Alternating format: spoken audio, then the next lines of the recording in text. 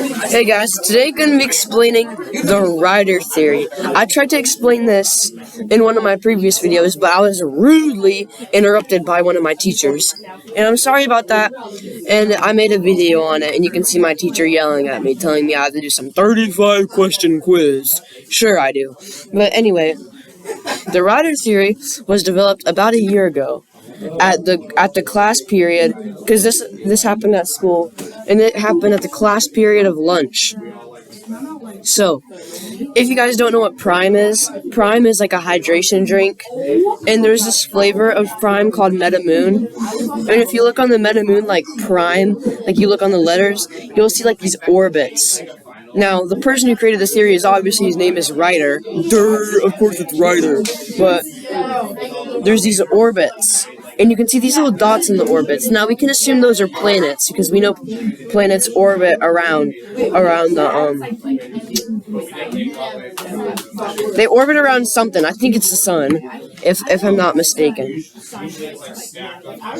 But if all the planets, including Earth, Pluto, the moon, and more planets, like,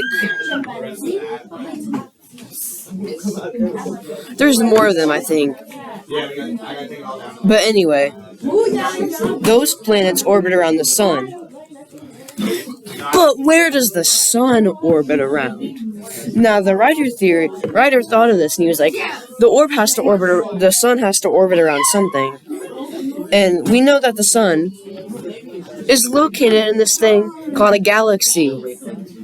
The galaxy we're called in is like, it's like the name of like a candy bar. I think it's called the Snicker Galaxy, or the Snickers Galaxy. No, not Snickers. The Milky Way Galaxy. That's what it's called. And there's this thing in the center of the galaxy. It's really bright.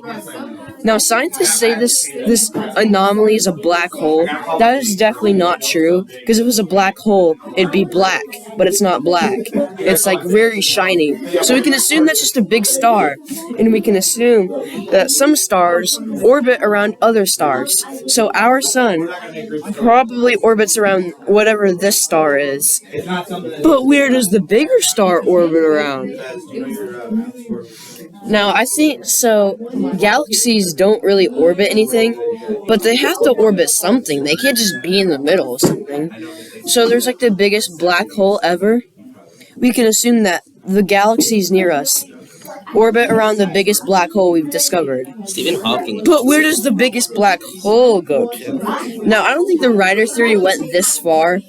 I think he just went to the black hole part, but we don't know. Maybe the black hole orbits around the universe, but the universe has to orbit around something, and whatever the something is, the universe has to orbit around something. I think the list just keeps going on and on.